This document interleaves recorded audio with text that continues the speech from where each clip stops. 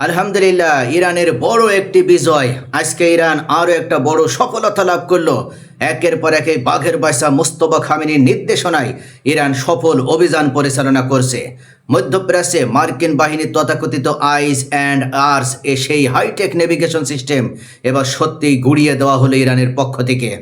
Iran কিভাবে আমেরিকার সবচেয়ে সংবেদনশীল এই ঘাঁটিতে প্রিসিশন স্ট্রাইক চালাইলো, ইরানের এই সাহসিকতার গল্প যেখানে, ঠিক সেখানে তার উল্টো পথে হাঁটছে শয়তানের বরপুত্র মোহাম্মদ বিন সালমান। একই সময়ে সৌদি আরব হঠাৎ 14টি দেশ নিয়ে নতুন মেরিটাইম ডিফেন্স অ্যালায়েন্স গঠন করলো, যেখানে বাংলাদেশও আছে। এটা কেন এই মুহূর্তে? এটা কি শুধুই প্রতিশোধ, নাকি পুরো অঞ্চলের পাওয়ার ব্যালেন্স বদলে দেওয়ার নতুন অধ্যায়? চলুন বিস্তারিত জানি। আজ বাহরাইনের কৌশলগতভাবে অত্যন্ত গুরুত্বপূর্ণ শেখ ইসা এয়ারবেজে ইরান এক ভয়াবহ ও সুনির্দিষ্ট হামলা চালিয়েছে। এই ঘাঁটি মার্কিন নৌবাহিনীর 5th ফ্লিটের অন্যতম প্রধান কেন্দ্র এবং উপসাগরীয় অঞ্চলে আমেরিকার সামরিক উপস্থিতির চোখ ও কান হিসেবে অভিহিত। এখান থেকেই আমেরিকা গোটা মধ্যপ্রাচ্যকে নিয়ন্ত্রণ করে। ইরানের সামরিক সূত্র এবং স্টেট মিডিয়া প্রেস টিভি জানিয়েছে, এই অভিযান পরিচালিত হয়েছে আরাস সিরিজের ওয়ান ওয়ে অ্যাটাক ড্রোন বা কামিকাজে ড্রোন দিয়ে। কিছু রিপোর্টে হেলফায়ার ক্যাটাগরির প্রিসিশন গাইডেড মিসাইলের কথাও উল্লেখ করা হয়েছে। অর্থাৎ ইরানের সাহসী যোদ্ধারা অবশেষে এই চোখ কানকে একেবারে ধ্বংস করে দিল। অপারেশনের নাম দেওয়া হয়েছে অপারেশন থান্ডার এর নতুন ফেজ। অর্থাৎ ইরান অবশেষে তারা এই অপারেশন থান্ডার ফেজ দিয়ে এই অপারেশন পরিচালনা করছে।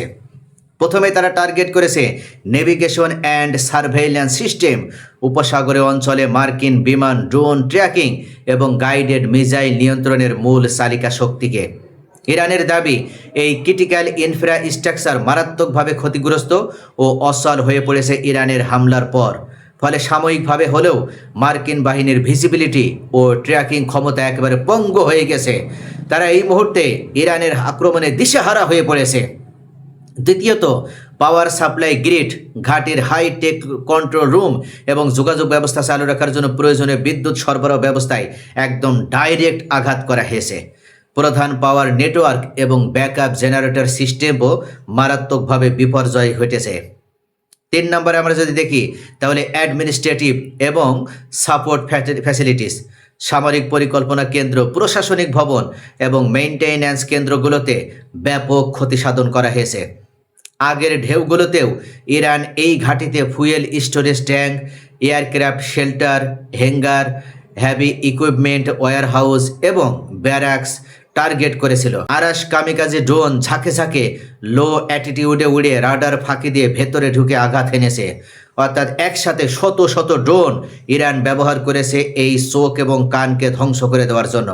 এটা একক কোনো হামলা নয়, এটা ইরানের পক্ষ থেকে দাবি করা হয়েছে মার্কিন বাহিনীর ইরানের বিভিন্ন সামরিক স্থাপনা, মিসাইল সাইট, ড্রোন ইনফ্রাস্ট্রাকচার এবং কমান্ড সেন্টারে চালানো হামলার একেবারে রিটালিয়েটরি স্ট্রাইক। আমেরিকা যখন ইরানের উপরে চাপ বাড়াছে, তখন ইরানও দেখিয়ে দিচ্ছে তারা শুধু প্রতিরক্ষাই করবে না, আক্রমণাত্মকভাবেও এবার জবাব দিতে পারে। এখানেই উঠে আসছে অ্যাসিমেট্রিক ওয়ারফেয়ারের এক নতুন অধ্যায়। ইরান এই সফল অভিযানের মাধ্যমে অ্যাসিমেট্রিক ওয়ারফেয়ারের এক নতুন অধ্যায় সৃষ্টি করলো। একদিকে $1 বিলিয়ন মার্কিন স্টেলথ ফাইটার ও এয়ার ডিফেন্স, আর অন্যদিকে লো কস্ট বা হাই ইম্প্যাক্ট ড্রোন ও মিসাইল প্রযুক্তি। সামান্য খরচে তৈরি আত্মঘাতী ড্রোন দিয়ে যদি $1 বিলিয়ন নেভিগেশন নেটওয়ার্ক অচল করে দেওয়া যায়, অর্থাৎ ইরান এই মুহূর্তে এই সামান্য খরচে ড্রোন ব্যবহার করে বিলিয়ন বিলিয়ন ডলারের নেভিগেশন নেটওয়ার্ক একেবারে অচল করে দিতে সক্ষম হয়েছে। ইরানের বাঘের বাচ্চারা তারা এমন সুকৌশল এবং সুচতুরতার সাথে তারা যুদ্ধ পরিচালনা করছে।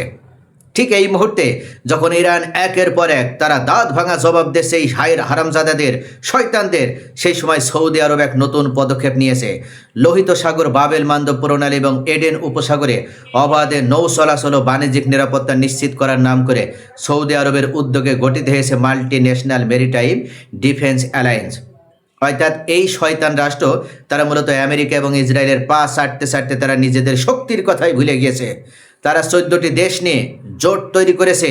এখন এই জোটের ভিতরে আমরা দেখতে পাচ্ছি সৌদি আরব, তুরস্ক, কুয়েত, বাহরাইন, কাতার, জর্ডান, মিশর, পাকিস্তান, জিবুতি, সোমালিয়া, এমনকি বাংলাদেশও আছে, ইয়েমেন, সুদান ও কমোরসও রয়েছে। লক্ষণীয় বিষয়, সংযুক্ত আরব আমিরাত ও ওমান এই চুক্তিতে স্বাক্ষর করেনি, তারা এই জোটে প্রবেশ করেনি, তারা জোটের বাইরে অবস্থান নিয়েছে। সৌদি প্রতিরক্ষা মন্ত্রণালয়ের বিবৃতিতে বলা হয়েছে জোটটি সম্পূর্ণ প্রতিরক্ষামূলক এবং কারও বিরুদ্ধে নয়। গোয়েন্দা তথ্য বিনিময়, যৌথ সামরিক মহড়া এবং সামুদ্রিক অভিযান পরিচালনা করা হবে। কিন্তু এইভাবেই এই জোট গঠন করে তারা মূলত ইরানকে রুখে দিতে চাচ্ছে, হুতি বিদ্রোহীদেরকে রুখে দিতে চাচ্ছে। হরমুজ প্রণালী ইতিমধ্যে বন্ধ রয়েছে, সৌদি আরব হরমুজ প্রণালী ব্যবহার করতে পারছে না, ইতিমধ্যে বিশ্ব অর্থনীতিও চাপে রয়েছে। আর ইরান সমর্থিত হুতি যোদ্ধারা বাবেল মানদেব ও লোহিত সাগরে হামলা জোরদার করেছে। এখন পর্যন্ত এই অবরোধ আরোপ করার পর সৌদির একটা জাহাজও তারা এই পথ ব্যবহার করে তারা নিয়ে যেতে পারেনি। সৌদি দ্রুত এই জোট তাই গঠন করেছে বাবেল মানদেব ব্যবহার করার জন্য। ইরানের দৃষ্টিকোণ থেকে যদি আমরা দেখি তাহলে এটা শুধু বাণিজ্য রক্ষার জোট নয়, এটা হুতি প্রতিরোধকে দমন করার, লোহিত সাগরকে সৌদি আমেরিকা নিয়ন্ত্রণে রাখার এবং ইরানকে আরও বিচ্ছিন্ন করার প্রচেষ্টারই একটা অংশ। যখন ইরান আমেরিকার ঘাঁটিতে প্রিসিশন স্ট্রাইক চালাছে, ঠিক তখনই সৌদি 14টি দেশকে একত্র করে সামুদ্রিক ঘেরাও তৈরির চেষ্টা করছে। অর্থাৎ এই মুহূর্তে বাংলাদেশকে তারা এই জোটে অবশেষে অন্তর্ভুক্ত করেছে। বাংলাদেশকে ফাঁদে ফেলা হয়েছে, যেহেতু 20 লক্ষ মানুষ সৌদি আরবে কাজ করে, তাই এই জন্য বাংলাদেশের উপরে জোর করে বাধ্য করে তাদেরকে এই জোটে নেওয়া হয়েছে। একদিকে ইরান কম খরচে ড্রোন ও মিসাইল দিয়ে আমেরিকার হাইটেক মাটিতে আঘাত হানছে, তাদের অহংকার চূর্ণ করে দিচ্ছে, এই সাম্রাজ্যবাদীদের দম্ভ শেষ করে দিচ্ছে। আর অন্যদিকে সৌদি আরব নতুন জোট করে সামুদ্রিক রুট নিয়ন্ত্রণের চেষ্টা করছে। প্রশ্ন হলো, কম খরচের এই ড্রোন টেকনোলজি কি সত্যিই বড় সামরিক শক্তিগুলোর ভবিষ্যৎ কৌশলকেই বদলে দিচ্ছে? ইরানের কাছ থেকে হরমুজ প্রণালী উদ্ধার করার সকল চেষ্টা করেও যখন ব্যর্থ হয়ে গেছে ডোনাল্ড ট্রাম্প, ঠিক তখনই সে অবশেষে সৌদি আরবকে ব্যবহার করে, তার দালাল গাদ্দার এই মুনাফেক রাষ্ট্রকে ব্যবহার করে, অন্যান্য মুসলিম রাষ্ট্রগুলোকে নিয়ে একসাথে জোট করে তারা অবশেষে ইরানের হাত থেকে হরমুজ প্রণালী এবং বাবেল মানদেব উদ্ধার করার, মুক্ত করার প্রচেষ্টা গ্রহণ করছে। অর্থাৎ একের পর এক ডোনাল্ড ট্রাম্প যে ফাঁদ পাচ্ছে, সেই ফাঁদেই সৌদি আরব পা দিচ্ছে। অর্থাৎ সৌদি আরব মূলত মনে করছে যে হয়তো এভাবে সে জোট গঠন করার মাধ্যমে, অ্যালায়েন্স গঠন করার মাধ্যমে সে নিজেকে যেমন রক্ষা করতে পারবে, ঠিক তেমনইভাবে আমেরিকা তার যে প্রভু, সেই প্রভুরও সম্মান রক্ষা করতে পারবে। কিন্তু ইরানের হাত থেকে এবার আমেরিকা যেমন রক্ষা পাবে না, ঠিক তেমনই সৌদি আরবও রক্ষা পাবে না। সৌদি আরবের অর্থনৈতিক চাকা সম্পূর্ণভাবে ভেঙে দিয়ে তারা যেন কোনোভাবে এই শয়তান আমেরিকার তোষণ করার মাধ্যমে, আমেরিকার নির্দেশ পালন করে ইরান ও হুতি বিদ্রোহী, এমনকি ইরানের মিলিশিয়া গোষ্ঠীর বিরুদ্ধে, মুসলিমদের বিরুদ্ধে, মজলুমদের বিরুদ্ধে যেন বড় ধরনের কোনো অভিযান চালাতে না পারে, এটা নিশ্চিত করার জন্যই অবশেষে বড় ধরনের পদক্ষেপ নিতে যাচ্ছে ইরান। তো প্রিয় দর্শক, ইরানের এই কম খরচের টেকনোলজি কি সত্যিই আমেরিকার দম্ভ চূর্ণ করে দিয়ে তাদের সাম্রাজ্যের পতন ঘটাতে পারবে এবং এই নতুন মেরিটাইম জোটকে ইরানকে ঘিরে ফেলতে পারবে? ইরানের বিরুদ্ধে কি এই মেরিটাইম অ্যালায়েন্স তাহলে শেষ পর্যন্ত যুদ্ধে অবতীর্ণ হতে যাচ্ছে?